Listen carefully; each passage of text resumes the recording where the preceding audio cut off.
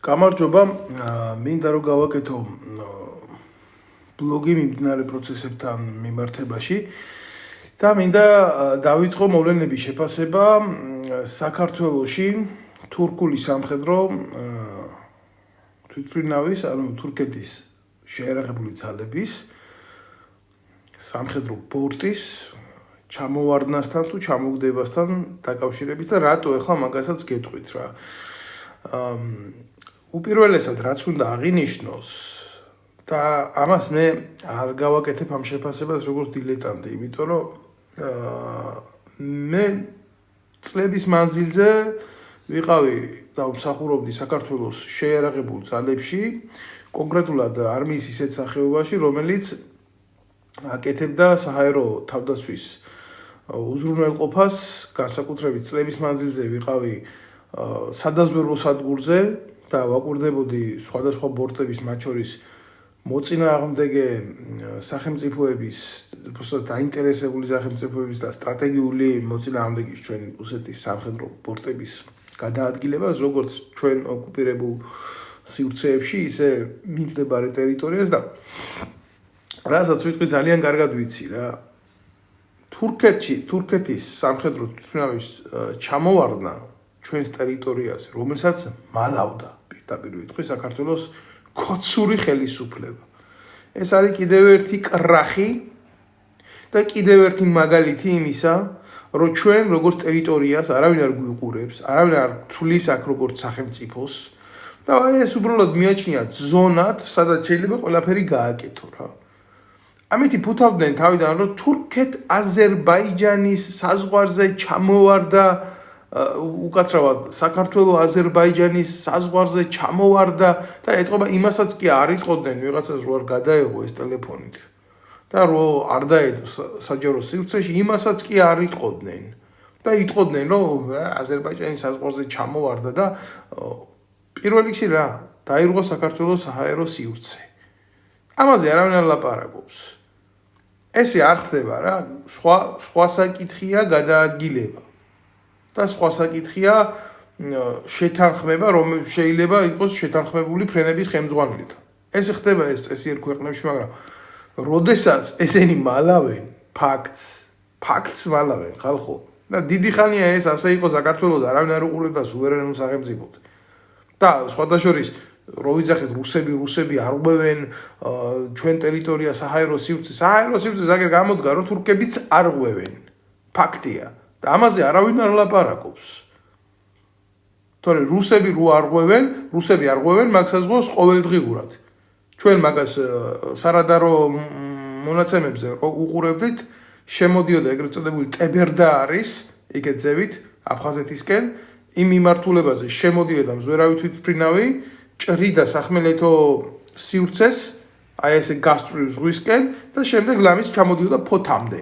და უყურებდა ყველაფერს, ვის რა რადიოლოკაციური სადგური ჩართული ქონდა, არა ქონდა, რაღაცნაირად ქონდა, გააჩნია უკვე თვითმფრინავის მახასიათებლებს, რითი არის ის აღჭურვილი. და იქამდე იმასაც ვიტყვი, მფრინავის ხმასაც ვიჭერდით, ქონდა ჩვენ მაგის მოწყობილობა. და გვესმოდა ტრიანგულაციის მეთოდით სად იყო, როგორ იყო, თუმცა ეს არ იყო გათვლილი ვინმესგან სპეციალურად, უბრალოდ ჭკვიანი ხალხი იყო ჩვენთან და იმ ტრიანგულაციას აკეთებდნენ გადაჭერას იმის და ესმოდა სად როგორ და რანაირად და რას ელაპარაკებოდა მფრინავი თავის ფრენების ხელმძღვანელს. და ეს იყო დაზვერვითი სამუშაო რუსების არმიის მხრიდან. ანალოგიურად, რატო არ უნდა ჩავთვალოთ ჩვენ მით უმეტეს სასაზღვრო ზოლის დარღვევა მოხდა და არანაირი პროტესტი, არანაირი გამოძახება თურქეთის ელჩის საქართველოს საელჩოში და ნოტის გადაცემა, აი ჩვეულებრივი მომენტია ხა თურქეთი ხო აბარა ხო უნდა გაუწვნენ ესენი წირქვეში. სატრანსპორტო თვითმფრინავი იყო 20 კაცი დაიღუპა, იდარდოს და იტიროს თურქეთის ხელისუფლება. რა მოხდა ცაში? ის კიდე საკითხავია ცაში, რისთვის იყო შემოსული და ხო არ ქონდა მას ინტერესი რუსული მიმართულებით ეზვერა რა. ჩვენი ტერიტორია უბრალოდ გამოსაყენებელი ზოლი ხოა. შეკითხვა მაქვს ესეთი რამე რაკეტა ხომ არ მოხდა შემთხვევით, მაგალითად რუსეთიდან ჩვენ ტერიტორიაზე. იმიტომ რომ ჩვენ ხო არ აგვყავს საჰაერო თავდაცვა, ჩვენ ხო არ აგვყავს არაფერი, ჩვენ ხო არაფრის თქმა არ შეგვიძლია, ჩვენ ხო პროტესტის ხმის ამოღებაც უფლებაც არა გვაქვს. და თუ მე ზღაპრები მელანდება გამოიტანეთ ბიძია, გამოიტანეთ სარადარო მონაცემები საჰაერო სივრცის და გვანახეთ რადიოლოკაციური კვალი როგორ აქვს დატოვებული, როგორ კვეთ და წინასწარ სად იყო შეთანხმებული ფრენა. რომელი ლიტერალური ნომრით გადმოვიდა ჩვენ საზღვარზე სამხედრო პორტი. ეს ძალიან ისეთი საკითხებია რა, სპეციფიური საკითხები, რომელიც ფართო მასას არ ესმის. გვანახეთ შავი ყუთის ჩანაწერები. მნიშვნელოვანია ეს. რა საუბრობდა ფრენების ხელმძღვანელთან თურქეთში. სანამ გადმოვიდა და როგორ გადმოვიდა და რა იყო ოპერაციის მიმართულება, რა არის ჩაწერილი იმ შავ ყუთებში. გვანახეთ ჩამოვარდნის დროს რა დააფიქსირა თვითმფრინავის აღმრიცხველმა სისტემამ. და გავიგებთ ერთი რაკეტით ჩამოვარდა, ტექნიკური გაუმართლობით ჩამოვარდა, თუ რაში იყო საქმე. ჩვენ ხო ყველაფერს გვიმალავენ, ერთი იმას წყემს რო შეტენეთ ისა სმიტების მკვლელობა, ამერიკის დაზვერვის თანამშრომლების მკვლელობა და საწყალი ბიჭი დღემდე ციხეჟიზის.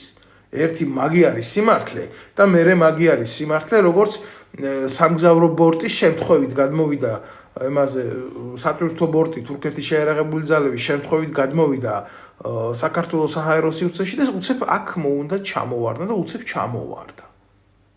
თქვენ ხართ მეზღაპრეები, უტრაკოები, თქვენ მარტო იმის ტრაკი გაქვთ ვიზია, წახვიდეთ და ქართველ ხალხს თავში ურტყათ დუბინკები და დაიჭიროთ ტოტალურად ყველა, მათ შორის ახლა იჭერენ ყველა სხვათა შორის.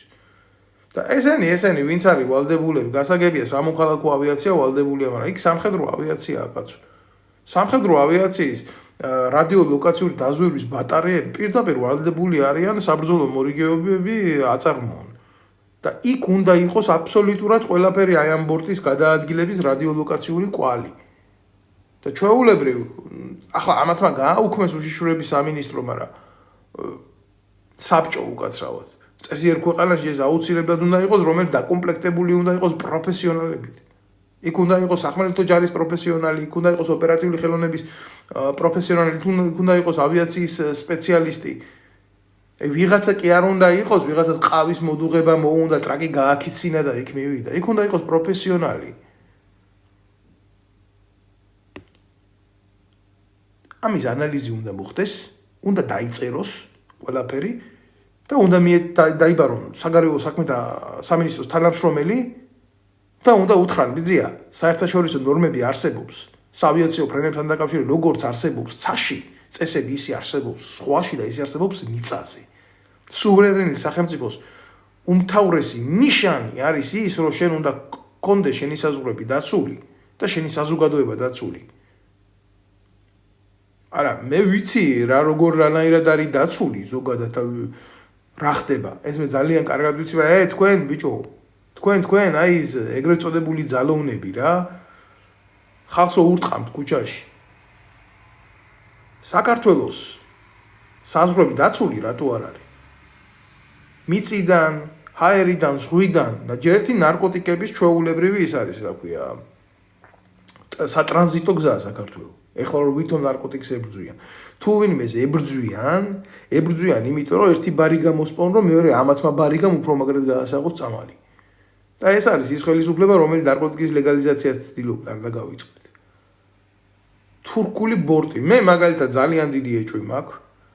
იმ ეგრეთ წოდებულ სამხედრო ბორტზე დამონტაჟებული იყო სადაზვერვო მიმართულება, მოუახლოვდნენ ზონას, რუსეთის მიმართულებით შედიოდნენ, აკვირდებოდნენ რასად იყო განლაგებული, შეუძლია მათ შორის ზოგ სადაზვერვო ბორტს, სხვათა შორის რა, სადაზვერვო აპარატურა თავსდება ეგრეთ წოდებულ სამგზავრო ბორტებზე.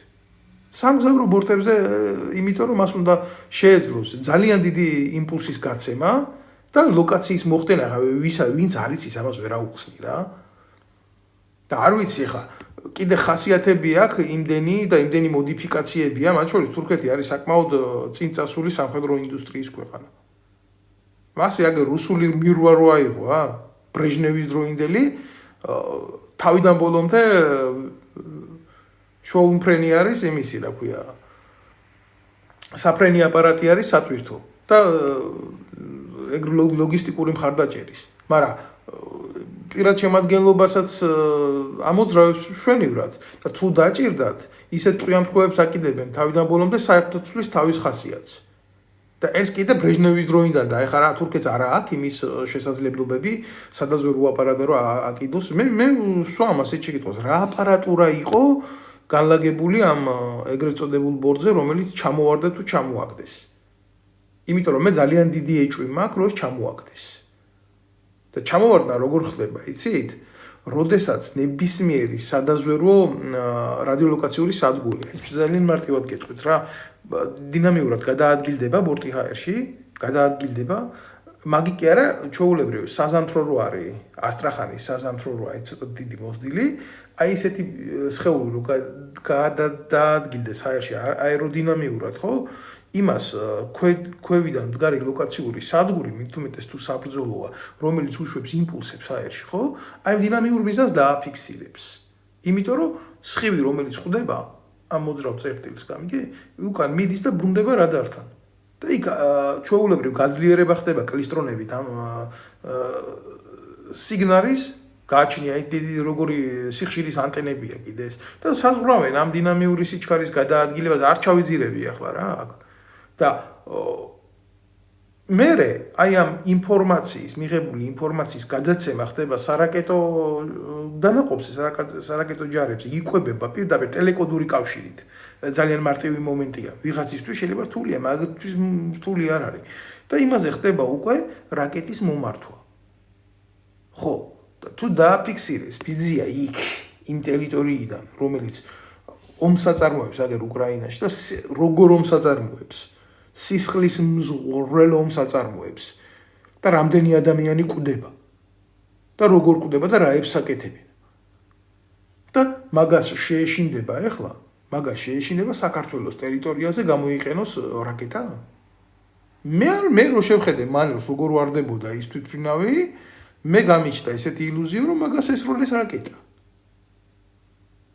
მე არ ვიცი ვინ ესროლა რანაირად რა ეს კიდე გასარკვევია ერთი შეხედვით ისეთ იმას აკეთებდა, რა ქვია, წრეს, ძალიან გავდა ეს სითბურ რაკეტას მოხვედრილს. არ ვიცი. ჩემი ვარაუდია, იმიტომ რომ მე არ ვიცნობ შავი ყუთების ჩანაწერებს და არც სიტყვა არ უთქვიათ იმაზე, რა ქვია, ფრენების ხელმძღვანელს თქვა და გამოძიება დაიწყო ეს თქვენს. ვისი გამოძიება დაიწყო? გამოძიება თქვენზეა დასაწყებული, თქვენ ახართ საქართველოს ხელისუფლება. აი ესეთი მომენტია. და თვითმფრინავი ის სხეული მნიშვნელობა არ აქვს სამხედრო დანიშნულების იქნება მოიერიშე მომდამშენი თუ ასე შემდეგ განსაკუთრებით თუ არის ის გამანადგურებელი რა მაგას აქვს რაკეტა ისეთი ხასიათის თუ უყურებს რომ მას უყურებს ქვევიდან რადიოლოკაციური სადგური და აფიქსირებს მის გადაადგილებას მაგას შეუძლია ის რაკეტა გაუშვას იმ სხივზე საიდანაც ღებულობს რადიოლოკაციური სადგურის სხივს და პირდაპირ გააფეთქოს მე არ ვიცი რა ხდება ჩვენ მძიმე და მყიფე რეგიონში ვცხოვრობთ ძალიან რთულ რეგიონში ვცხოვრობთ ძალიან მარტივად ხალხო შეიძლება მოხდეს ესეთი რაღაცა ერთმა ქვეყანამ დაზვეროს მეორე ქვეყნის ლოგისტიკური განლაგებები მნიშვნელოვანი პუნქტები საცავები იარაღის შესანაღი ადგილი და გადასცეს მეორე ქვეყანას და მე ამუშავდნენ ისინი დრონებით ჩვეულებრივ ხდება ინფორმაციული ვაჭრობები რასად როგორ და რანაირად იმას ეს აქ ამას ეს აქ არა ომი არის ისეთი პროცესი სადაც ოპერატიული სიტუაცია ახდება ყოველთვის შეხედეთ რამხელა პროვოკაციულ უბედურებაში ვართ რომ არა ყავს შეიარაღებული ძალები ჩვენი ქვეყნის დაუცველობამ გამოიწვია ის რომ მეზობელი ქვეყნიდან შემოვიდა თვითმფრინავი და ჩვენს ტერიტორიაზე ბრჭყალებში ჩამოვარდა და ჩვენ არ ვიცით იქ ფარდის უკან რა ხდება და რაღაცა რომ მოხდეს ხვალ და ზეგ შეიძლება ორმა ქვეყანამ ჩვენ ტერიტორიაზე გამართოს ან საჰაერო ბრძოლა და ვაი თუ ეს მართლა საჰაერო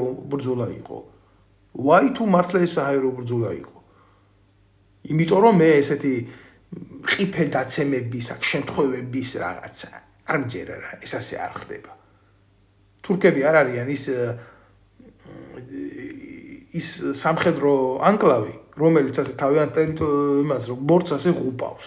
აგერ რა, რუსებს ჩამოუგდეს ორი მფრინავი ჩამოუგდეს, ხო გახსოვთ? როდესაც დაარღვია მისი ტერიტორია, ხეთკეს ტრაქში რაკეტა და ჩამოაგდეს. აი, ესეთი ხასიათის არმია ყავს თურქებს, ძალიან ძლიერი არმია ყავს. და ასე 20 კაცს საქართველოს ტერიტორიაზე, მე არ ვიცი, რა კატეგორია იყო, ჯერ 20 კაცი აცხადებენ, რა პირადი შემადგენლობა იყო. იქნება და მართვის პუნქტი იყო მოთავსებული იმ თვითმფრინავში. შესანიღბად აკეთებენ ყველაფერს. ბორტის ხასიათი შეიძლება იყოს სხვა და მისი ამოცანა იყოს სხვა. ანუ დამიწყებთ ახლა აქ ბევრი გამოხვალთ რა, ესა დიდაქტიკოსები, ცოტა წადით ბიძია რა, პატინკი გაცვითეთ არმიაში. ხელი მიგეყინოთ ავტომატზე. იმსახურეთ თქვენი ქვეყნისთვის. მიიღეთ მონაწილეობა საჰაერო ომში, რომელიც 19 წამზე მეტი არ გრძელდება. ხო და მე გადმოდით იქ და მე დამიწყეთ აქ ის არა, ჭკუის სწავლება რა, როგორ უნდა ვთქვა და რანაირად უნდა ვთქვა. ძალიან კარგად ვიცი, მე ეს გავიარე და ვნახე და მონაწილე ვარ ამ ომის. და ზუსტად ვიცი რა ტექნიკური პროცესები შეიძლება ხდებოდეს და ანალიტიკად შემიძლია ზუსტად დავდო მაგისი. ამიტომ ტრაკი დააყენეთ მაგ ტრაკი. და გამოვიდეს ვინმე საქართველოს შეერაღებული ძალების გენერალური შტაბიდან და აგვიხსნას. რა უბედურება მოხდა საქართველოს საჰაერო სივრცეში.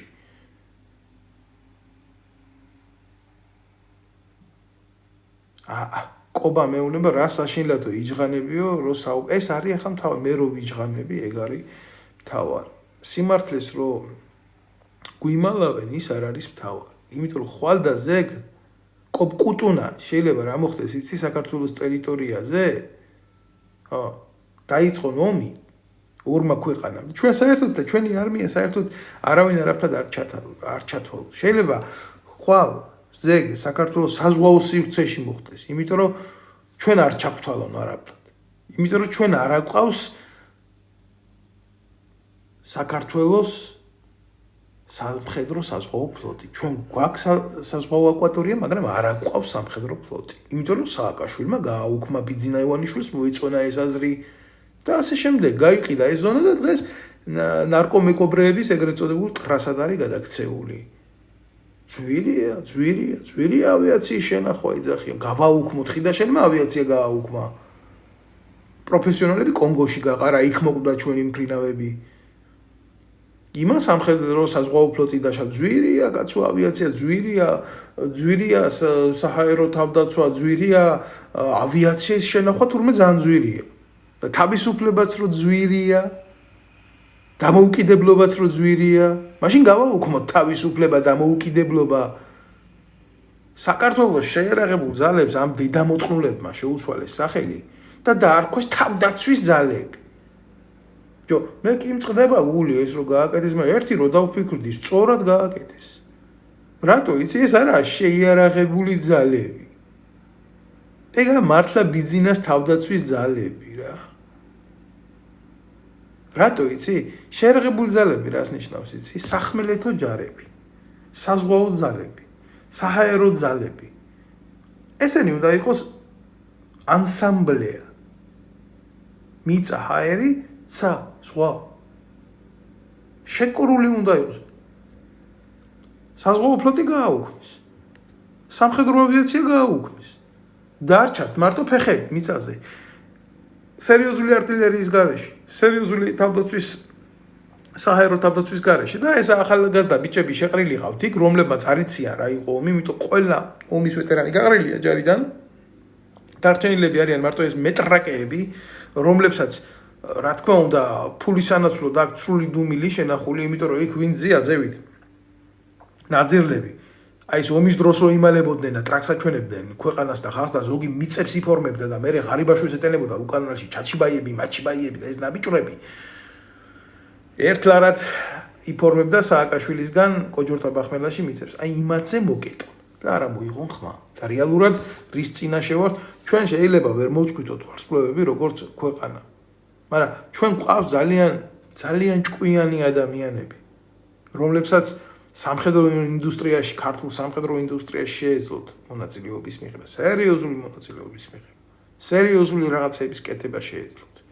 გინდათ აერონავტიკაში, აი თუნდაც დრონების მიმართულებით, თუნდაც მსუბუქი იარაღის დახვეწის მიმართულებით. იმ დელტა გახადეს კორუფციის ბუდე თუ რა იქ მუშების, ტექნიკოსების დონეზე არ შეიძლება ცუდად ლაპარაკი, იმიტომ იქ მართლა პროფესიონალები არიან. მაგრამ სინამდვილეში აქეთ რა გვაქვს? მართველი რგოლი დაინტერესებულია იმით, როგორი შოუმ ფული. ტანკები გადაადნეს, დაჭრეს ჯართებად და ისე გაყიდეს. და ეს ქართულ ინდუსტრიას, ქართულ არმიას არ მოხმარებია. ჩაჯმულია რუსთავის მეტალურგიული ქარხანა. ეხლა სამფში უნდა მუშაობდეს ეს ყველაფერი და იარაღის ექსპორტს უნდა ვქნიდეთ. მინიმუმ ამ დონეზე უნდა ვიყოთ ჩვენ. ისე კი არა, იქ შემოვიდა ამერიკიდან მანქანის რამა, შემოვიდა გერმანიიდან ფანჯარა და ჩვენ ის გავაკეთოთ მარტო ანსამბლაჟი ეგრეთ წოდებული აწყობა. ეგრე არ უნდა იყოს ეს. ჩვენ წარმომშვები უნდა ვიყოთ თითო დეტალის. ანიდან ბანამდე და ისე უნდა ვიყოთ შემქმნელები. და ვიცი როგორ ინდუსტრიასაც აკეთებენ, ძალიან კარგად ვნახეთ მაგათმა ეგრეთ წოდებულმა აწყობილმა მანქანებმა, რომელიც გამოუცდელია წყალზე, დენზე, აფეთქებაზე და ემაზე როგორ გამოიწვია ეკიპაჟების დაღუპვა. კონკრეტულ ადგილზე ახლა არ მინდა ყველაფერს ჩაუღრმავდე. ყველაფერი ყალბია. პროფესიონალები გაყარეს. პროფესიონალებს, რომლებიც იარაღის დამუშავებაზე იყვნენ მიდრეკილები, არ მისცეს მოსწავლეები რო აღეზარდათ. დაბერდნენ ის ხალხი წავიდნენ, ძველი რუსული განათლების ხალხი იყო, ბაბუისტოლი ხალხი იყო რა, რო უყურებდი. იმ დონეზე ქონდათ ათვისებული პროფესია, რო აგეკრათ ასე შიფონით თვალები, ისე აწყობდნენ არასრულ დაშლა აწყობას და რემონტს ვამბობ, გააკეთებდნენ იარაღის მომსახურეობას. სად აყავს საქართველოს დღეს ესეთი პროფესიონალები? არაყავს 1-2 რაღაც შემორჩენილია, ერთი კაცი ვიცოდი, მაგრად არ უნდათ რა, მაგელის ენაზე ნაციხარი იყო. მაგრამ ყავდათ იქ ჯგუფის ხელმძღვანელად მიღებული, იმიტომ უკეთესი არ ყავდათ. უკეთესი როგორც მაგენი ამბობენ, უკეთესი წარსულის არ ყავდათ, გამიგე? ეგ არის. სხვადასხვა ის ძალიან კარგი ადამიანი იყო. ეგეც მინდა დავაყოლო რა. ეხლა რა მინდა რომ განვიხილო და ვთქვა, იმიტომ რომ ეს სკანდალია, სერიოზული სკანდალია და ეს ასე არ ჩაივლის, მაგას თუ გართულებები არ მოყვა და არ მოინდომა თურქეთმა ჩვენი ტერიტორიაზე კიდე ხელმეორედ შემოგზავნა თავისი ბორტების და თავისი ოპერაციის დასრულება აქ, იმიტომ რომ მე ღრმად მჯერა, რომ ისინი აქ ოპერაციას ატარებდნენ ჰაერში.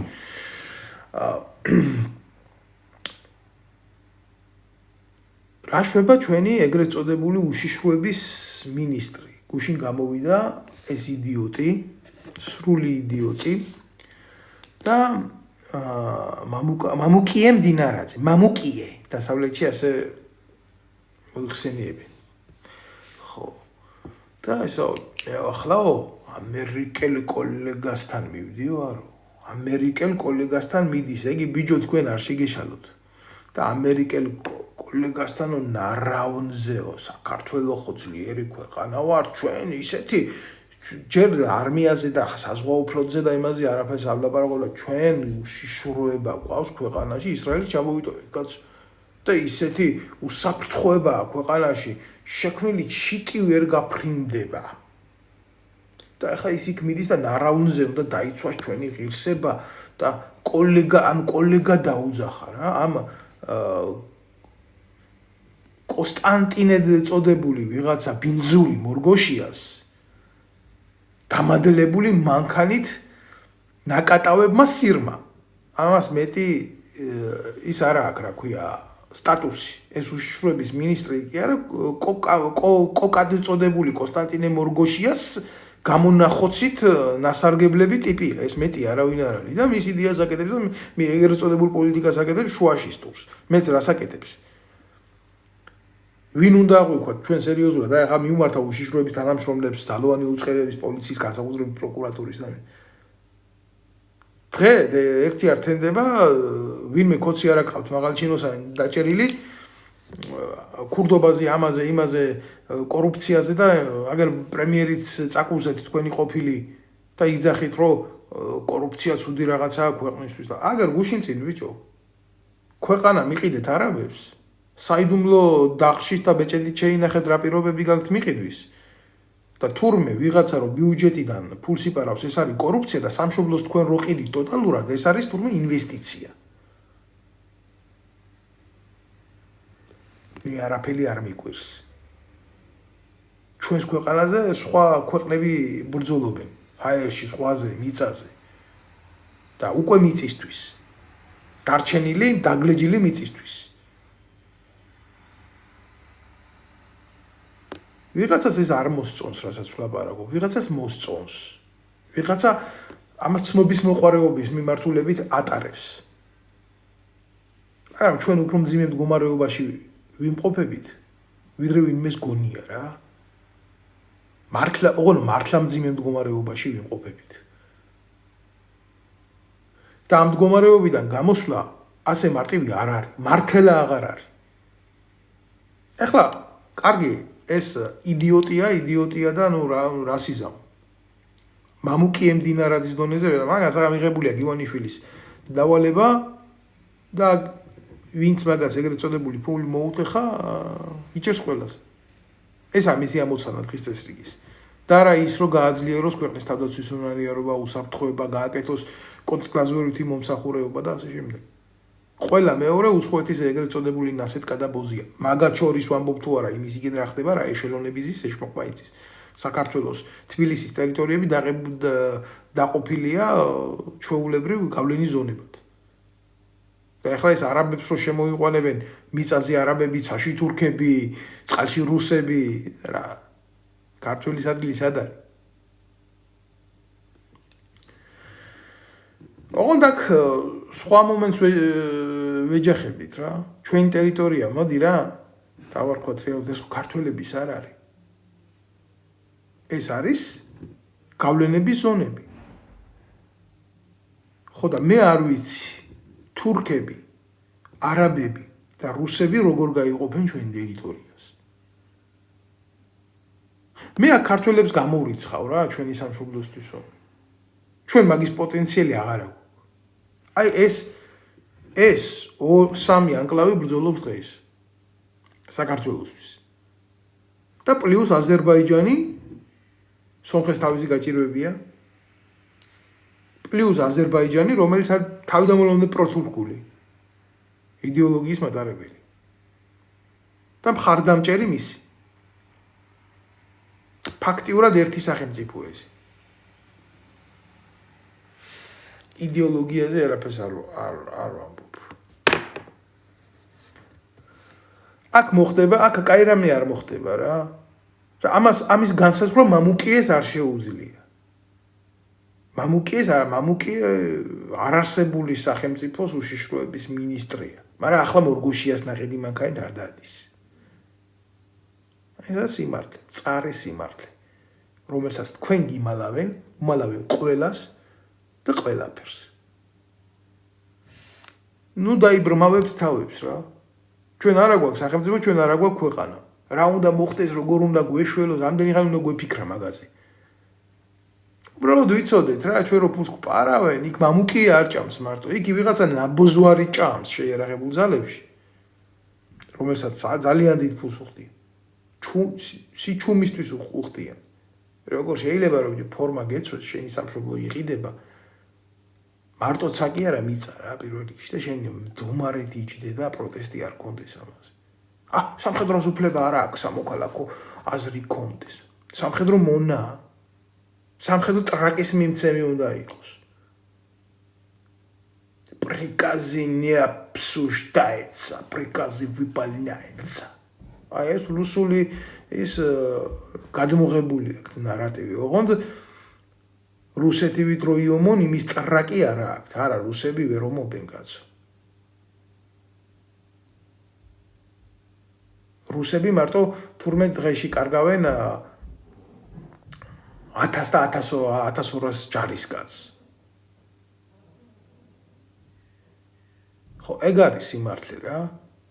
ვინ რას კარგავს, როგორ კარგავს, ადიბის უფლებს მკიდია. ერთმანეთში ვინ რას იყობს, ვინ რას ვერ იყობს. ჩვენ რა გვეშველება, ჩვენ ერთი მოჯმა ტერიტორია როგორ დავრჩით. და ჩვენ ტერიტორიაზე რო არაბი, თურქი და რუსი ერთმანეთს დაგლეჭს მალე უახლოეს მომავალში. ჯერ ეს ინტერესები ფარულად აქვს. ეკონომიკური იმითი შემოდიან. მერე შემოვლიან ცეცხლით. ყველას გაუჩნდება პრეტენზია. კარგი ნათქვამი გვაქვს რა ქართულის უპატრონო ეკლესიაზე ეშმაკები შეეზია. აი ესე დაგვიმართება ჩვენ ბოლოში. ეხლა ერთ მოვლენას გამოვეხმაურები კიდე აგერე. უყურებ ახლა ამ ყველაფერს და მოკლედ ვინ და საქართველოს საერთოდ პოლიტიკა ხო არის წარმოება და პოლიტიკური პარტიები მაგაცე წარმოდგენა საერთოდ არ მაქვს რა. ვისაც აქვს რაღაცა გული იმას თავი არ აქვს და ასე შემდეგ. ახლა უყურებ ბიჭო ეს იმის რურუას ტელევიზიაში ზის ეს თინა ხიდაშელის ის რო იყო რა მოადგილე თავდაცვის სამინისტროში. არჩევნებს რო აყალბებდნენ და იქ ბავშვების წამება რო დამალეს. და ჩემი პოლიტიკური დევნა როა მოხდენილი და აღიარებული ვარ ამ ხელა ადამიანი საფრანგეთის რესპუბლიკის მიერ პოლიტიკურ დევნილად. ეს ვითომ არაფერი არა, ესენი რო გამოდიან იმ ეთერებით რა. ეს ბრალდებები მათ მიმართ. გამოსულია ემათი ვიღაცა ორი ძუკნა ყავს გვერდზე თავიდან ბოლომდე ეს აჩკები წითელი ზედით საზიზღარი იმითი რა ქვია ტუჩსაცხებით მარტო ეს რო იყოს პრობლემა ვინოხერი რა და ანა დოლიძე ლაპარაკობს რომ საქართველოს იცლება გამიგე და ეს გვერდზე რო უზიან აუ ისინი ხო მოკლედ ინტელექტუალიზმს ჯვამენ სახიდან ანა დოლიძე ლაპარაკობს ამას ტიპი თავდაცვის სამინისტროში რაც გააფუჭა ეს სხვა თემაა და მერე რუსეთის საგარეო უწყების ინტერესზე რომ მუშაობდა და ქართული ჯარის წინააღმდეგ მოაგროვებდა და მასალებს რაც უდები ვიყავით თურმე 2008 წლის ომში მე პროტესტი ამაზე მარტო როგორც ჯარისკაც კი არა მე როგორც ემიგრანტს და პოლიტიკურ დევნილს პლუს ამაქვს ამაზე პრეტენზია აი ეს პორნო სცენარით აკაზმული დედაკაცები რომ მიჯდებიან აქ და ჩემ პრობლემებზე რომ ლაპარაკობენ როგორც ემიგრანტის, როგორც ჯარისკაცის, როგორც მოქალაქის. და ეს ნაბოზვარი ეს ჯარში იყო და არმია შლიდა, საჰაერო თავდაცვას შლიდა ეს მეძავის ნაყოფი ეს მართლა მინეტი სრული ამ სიტყვის მნიშვნელობით. ეს მეც არაფერს არ აკეთებდა იმ თავდაცვის სამინისტროში. და ისეთ პროფესიონალებს როგორც სოსო სურაული იყო იძულება მით უშვებდნენ არმიიდან და მე ეგერ კონგოში მოგვიკლეს ფრინავი რომლის გაზდაც ქვეყანას 72 კილო ბაჯაღლო ოქლო დაუჭდა დაახლოებით ამ ეკვივალენტის. უფრო ძვირი კიდევ იმიტომ ის უფრო ასე ზის ასია დაანგარიშებული ანალიტიკურად ერთი ნორმალური ფრინავის გაზდა და ის იყო 100 პროფესიონალი რომელმაც ალალი იყოს ხსოვნა იყოს რა ამ ბიჭის მართლა რა ერთი ბატალიონი ქართული სიცოცხლე იხსნა 2008 წლის ომში, სადაც დახურული იყო საერთოდ საქართველოს საჰაერო სივრცე. და ისე გაფრინდა და ისე დაარტყა რუსულ დანაყოფებს, რომ გამოეხსნა ეს ერთი დანაყოფი იმიდან. აშკარა სიკვდილით. ისე დაიღუპებოდნენ როგორც შინდისში. და შინდის სისტემა კიდევ უფრო სხვა და სხვანაირად მოგიყვეს თქვენ, მაგაზე მე ბევრჯერ ვილაპარაკე. ხო და მე რა მინდა რო ვთქვა რა ეს ანა დოლიძეები, ეს ანუშკები დოლიძეები, ეს მამუკიემ დინარაძეები. ესენი როლიდან გამოვლიან. და ექნება დამად გორკაია პახმელია, მაგრამ ჩვენ არ დავაშავეთ ჩვენ. რომ კარგად სახელმწიფოებრიობანას ამათ თამაშებში. მე მინდოდა ეს მეთქვა მე მოგვიანებით ბლოგს ჩავწერ და გამოვეხმაურები ეგრეთ წოდებული დაჭერებს, ვინც უყურებს ამას გადააზიაროს და თხოვნა მაქვს, რომ ყველამ გამოიწეროს ეს ვიდეო ბლოგი, ვინც უყურებს, რა თქმა უნდა, სურვილი მექნება, რომ გამოიწეროთ ეს ვიდეო ბლოგი, იმიტომ რომ სიმართლის მიტანა საზოგადოებამდე ეს არის უმთავრესი. გარკვეულ დროს ვნახავ, გარკვეულ ყოველთვის ვცდილობ, რომ მოვიტანო საზოგადოებამდე სიმართლე. და ვილაპარაკო, როგორც ვნახავ, ჩემი ერისთვის ყოველთვის ვცდილობ, რომ მქონდეს დრო, რომ ერთადერთი განთავისუფლების სერიოზულ იმას უყურებ, რა ქვია, წერტილს საზოგადოების აზრის კონცენტრირებაში. აი ეს ძალიან ძლიერი იარაღია სინამდვილეში, რასაც მე ვაკეთებ. ასე რომ შეძლოს 3%-მა ერის ქოცები და ნაცები აღარ იარსებებენ. ოღონ არ შეუძლიათ. და აქ ვინ იგინება, იცი? ბოტი 715-79 გუგა ჯიჯიჯი პრუჭუჭუჭუ მუჭუჭუჭუ აი ესეთი ტიპები რომლებსაც იმის ტრაკიც არა აქვთ რა შეგაგინონ თავისი სახელით და აი ეს თუ მარტივია და მარტო ბლაბლაბლა არის რასაც მე ვაკეთებ რა მოდი ჩაწერე რა შენც ესეთი ბლაბლაბლა და დადევი ერთი დღე დადევი ორი დღე დადევი სამი დღე დადევი და ნახავ მე რა მოხდება თუ მაგარი ხარ გააკეთე აბა ეს შენ თუ არა მე ნუმლანძღავ ბიზია ან მაშინ მინიმუმ იცოდე რა გზა გავიარე მე ამისთვის რასაც ვაკეთებდი და რასაც ვაკეთებ ძალიან ბევრი თემები მაქვს მაგრამ ყველაფერს თავისი გზა და ადგილი აქვს და მაგას ეს მოიტანს იმ პროცესებს რაზეც ვილაპარაკებ რაზეც ვნახავ დროს და მექნება მაგაზე რეაქციები და არჩენი ახლა რა ვიცი რა თითოეული ქართველის ვალდებულება ამოიღოს ხმა და ილაპარაკოს და არ მიიღოს ესენი რა არ მიიღოს ეს საზიზღრები რა ძალიან დიდი ღალატი ხდებადაც ჩაწერეთ ერთი გაბედეთ თქვენ ნებისმიერმა ჩაწერეთ აი ერთი სიტყვა რომ არ ვეთანხმები ამ არაბულ სიეშმაკეს საქართველოში ძალიან მარტივად დადევით იმ თქვენ ორი კაცი გიყურებთ ერთი კაცი გიყურებთ თქვენი აზრი დადევით ეს ძალიან ძლიერი იალაღია ჩვენ მოგვისპეს საზოგადოებრივი კომუნიკაციის უფლებები ჩვენ მალე ალბათ ააკრძალავენ ამასაც მივალთ ჩვენ იმ დონეზე ისე ვითარდება საქართველოში ტირანია რაც თქვათ იმის ვითარდებოდეს ინდუსტრია ვითარდება ტირანია და მივდივართ იქეთკენ რომ ძალიან ცუდ რაღაცებს მოვიმკით ბოლოს ჩვენ დუმილით მოვიმკით ამას მივიღებთ ჩვენ არ ვიცით ხმის ამოღების გვერდში დგომის ფასი არ ვიცით სამწუხარო და 100 არის ეს და დავრჩებით მალე უახლოეს მომავალში იმ იმედზე რომელი დამხრობელი იქნება ჩვენს მიმართ უფრო ლოიალური და რომელი უფრო მარტივად გაუკეთებს ქართველიერს ასიმილიზაციას რა უნდა ბიჭო მელაპარაკო ზანადოლიზე იმასა ემიგრანტს რომ საქართველოს იცლება რისთვის იცლება საქართველოს შენ დედას შევეცი შენი აგერა მაქვს გადაწყვეტილება ფრანგული უწყების სადაც შავი თეთრზე წერია თქვენი პოლიტიკური დევნის შესახებ შენაი ნაბოზრებისგან იცლება ქვეყანა შენ დედა მოთხოვნო შენ რო დამალე კრიმინალი შენ რო პატარა ბავშვების წამებას დაამალე ხელი შენ რო ორი ოფიცერი გამოგვიშვი არმიიდან და ორივე აგერ პოლიტიკური დევნილები ვართ და ვცხოვრობთ და გვტკივა დღემდე ჩვენი ქვეყანა და გამოდის ეს და იმაში ჯდება რა ქვია ტელეეთერში ჯდება ვიღაცა 2 მინეტში ცასთან ერთად და იმაზე მორალს მიკითხავს რატო იცვლება ჩემი ქვეყანა და დემოკრატიის სახეზე ლაპარაკობს ამ იმას გადაწყვეტილებას გაეცი პასუხი რაც შენი თინა ხიდაშელის ამერიკაში გაპარებული თქვენი ურია შაიშმელაშვილი ერთის მეორე ურია გიორგა შაიშმელაშვილის და იმ ნაბუზურის საიდუმლოსიები რო გამოაგდა ავრცელებს გიორგა მოლოდინის გაკეთებულია რა რეპრესიები გადავიტანეთ ჩვენ უნდა ვიყოთ ჩვენი ქვეყნის არმიაში ჩვენ უნდა ვაკეთებდეთ და ვაძლიერებდეთ ჩვენი ქვეყნის არმიას ჩვენ ახალგაზრდა ხალხი ვართ ჩვენ შეგვეძლო მართვა და კონტროლი არა ისეთი იმ პროჭმა ჯერ ხალხს რომ მოთხარა თვალები და ურთხა იმ ურია შაიშმელაშვილმა და მე გაიპარა ამერიკაში ამას ხო ჩვენ არასოდეს არ ვიკადრებდით და არასოდეს არ გავაკეთებდით ხმა ამოვიღე ბავშვები აწამეს და ცემეს თქვა და ჯარიდან გამომაგდეს ბიჭო და ამგერმა რუსთაველზე წამებაში ხალხი მოკლეს თვალები მოთხარეს და ხა დღეს გმირებად უნდა თავი შემოგვტენონ იმას ამერიკიდან უნდა გმირად შემომტენოს თავი და ამას უნდა იმიდა რა ქვია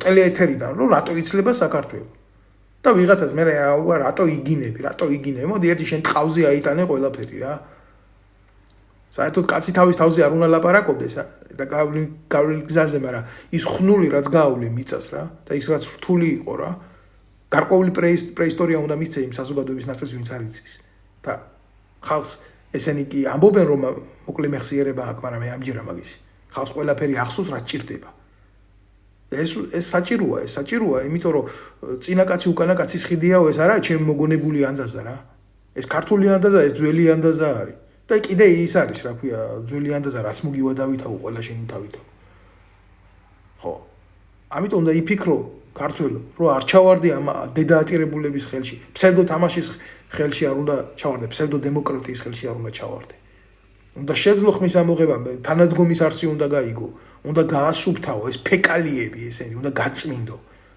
ეს თავლა უნდა გასაწმენდია ეს თავლა და არა მარტო ბიძინა ივანიშვილი ეს მეძავის შვილები ესენი ხიდაშელები დოლიძეები გირჩი ჯაფარიძეები, ესენი ყველა. ქართველი უნდა დადგეს, ქართველმა უნდა. აგენი ბიჭო, ქართველებიც არ არიან, ბიჭო.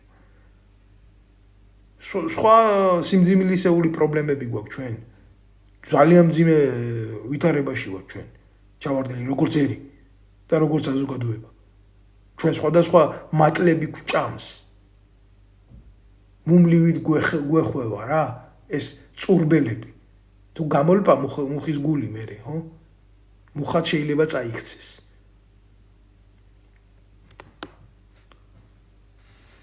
რატო დუმ საპატრიარქო ბევრ რამეებზე? იქ სხვა მუმლია, სხვა ციანიდის კლანი მუშაობს. რთულია რა. რთული ერთადერთი გამოსავალი არის მართალ სიტყვის თქმაში. ყველგან შეაღწევს, ყველა ინსტიტუტი დამბალია. 1-2 კაცის არსებობა არ ნიშნავს ის, რომ ინსტიტუცია ძლიერია. სალაპარაკოა, სალაპარაკო. თითოეულმა ჩვენგანმა უნდა შეძლოთ ჩვენ ამის თქმა. ესაა ჩვენი ვალი.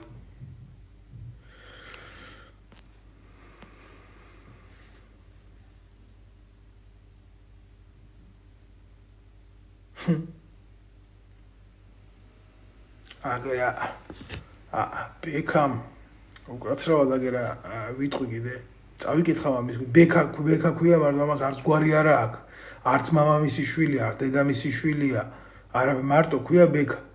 და შეიფურთხა ბექა, მაგრამ ნარატიულად. აი ნახე, აი რა დონეზე ვარ დასული. მერე კაი კაცო, მან დედან რო მოძღვრავ, ჩამოდი და გავდევნოთ. პირველი მე დაგიდგები გვერდში. ეს ისროლა. ამიგე? პირველი ეს დამიდგება გვერდში.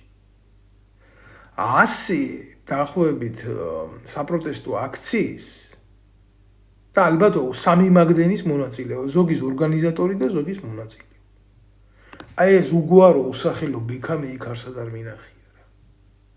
შვილმკვდარ დედები თუ მოდიოდნენ თუ არა, კაცი შვილი ვერ ბედავდა იქ მოსვლას რა.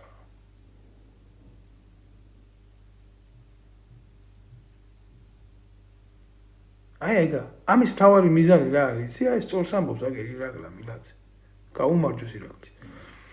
ჩამოვალ მაგ ერთი სურვილი აქვს მაგ და ეგრევე დამიჭერენ, როგორც დაიჭერეს ჩემი მოადგილე. ჩემი მოადგილე როგორ დაიჭერეს, მაგას კიდე ცალკე ვილაპარაკებ რა, უპატიოსნესი ექიმი ბიჭი. მარტო იმიტომ დაიჭირეს, რომ იყო ეხმარებოდა ომის ინვალიდებს დადიოდა და აბა ის ბიჭი ახლა იქ მეც არაფერს არ აკეთებდა რა. ეგ უნდათ რომ დამიჭირონ, ეგ უნდათ რომ ვერ ვილაპარაკო. ეგ უნდათ რომ სიმართლე არ შევაფასო და საზოგადოებამდე არ ვიცი, მე ძალიან ძლიერი პლატფორმები მაქვს რა. ჩემი პლატფორმები YouTube-ზე, Facebook-ზე და თუნდაც აგერ TikTok-ზე, ხო? აი ამათ ტელევიზიას ანგრევს, ქოცნაცურს.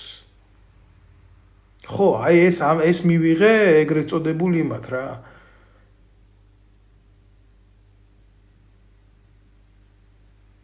რა პასუხი უნდა გავცე გიორგი გრუზინსკის, აი შენი მოადგილე არ არის კიდევ. არ ვიცი, ჯიგარო, რა უნდა გითხრა, მე ვარ ომის მონაწილე. მე ვარ 2008 წლის მოქმედებების ომის მონაწილე სამხედრო ოფიცერი. დათხოვნილი ხიდაშელებისგან, ივანიშვილებისგან, ახალაიებისგან, აი ამ ჯიგრებისგან რა, ბჭყალებში. სიმართლის გულივზე რა ვერ აგიხსნი, რატო მაგი დიდი ამბავია, უნდა ჩახედო რა. ხო, ყველაფერი საჯაროდ დევს. ხო და პლუს ამას მე ვარ არასამთავრობო ორგანიზაციის ეს შევქმენი ჩვენ ბიჭებმა რა. შეერაღებული ძალების სამოქალაქო კონტროლის ჯგუფის თავმჯდომარე ვარ. და ეს გავაკეთეთ იმიტომ, რომ როდესაც ჩვეულებრივ მოქალაქეებს პასუხს არ გვცემდნენ, იძულებული ვიყავით ორგანიზაციული წესით შეგვეკრა სახე და მიგოთ რა დღესაც ვამბობ და აქამდე ვიტყვი. კაპიკი ფული არ მიუღია ჩემ ორგანიზაციას და სუბსიდია იმისთვის, რომ თავისი საქმე ეკეთებია. აი ამ ნაბოზრებზე საქმე რო გვინდოდა რომ ღალატზე და 1000 მამაძაღლობაზე რამე გვეთქვა, ხანდახან რა 10-15 კილომეტრის გავლა გვიწევდა თუ დააბრატნი ფეხით, რომ პროკურატურაში საჩივარი დაგვედო. ხანდახან ისე იყო, რომ 50 თეთრი გქონდა ჯიბეში და იქედან რო წავიდოდით ფეხით, აქედან მარშრუტით მოვდიოდით ან პირიქით. მზად ვარ, დაიწყო ნებისმიერი შემთხვევა, ვისგან მივიღე რა, ფული მივიღე, რომ რანაირად მივიღე. მაგრამ პატრიოტიზმი ისჯება. თუ არა დაფინანსება და სუბსიდიები ქონდათ მაგათ. ბოკერიებს, ხიდაშელებს, ივანიშვილის, გირჩი ჯაფარიძეებს და ამგენს. კიდე ზურამ ახარაძეებს, მორგოშიებს და ამავე ტიპებს ქონდათ ყოველთვის დაფინანსებები. თორე პატრიოტ კაცს არასდროს არაფერი არ გონია.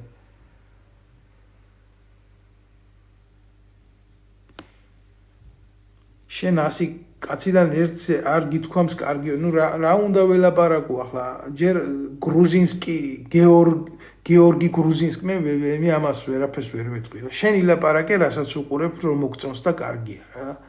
თორე მე ძალიან კარგად ვიცი, ვინაა კარგი და ვინ არის ცუდი რა. და მე ხოტბეობით არა ვარ დაკავებული რა. სახელმწიფოებრივად რა არის კარგი, მაგი ვიცი, მაგრამ მაგას რო ვამბობ, მაგი არ გესმის. და ხა არის ტიპი, რომელიც თვალში დირესაც უყურებს და ბეწვსაც უყურებს. ოღონდ შენ თვალში დირეს არ უყურებ. შენ თვალში უყურებ ბეწვს. და გიგითხავ ჩემგან რა არის კარგი. კარგი რა არის, იცი? კარგი რომ ხმა ამოიღო და ცუდია ის რომ ნარატივს აკეთებ რა.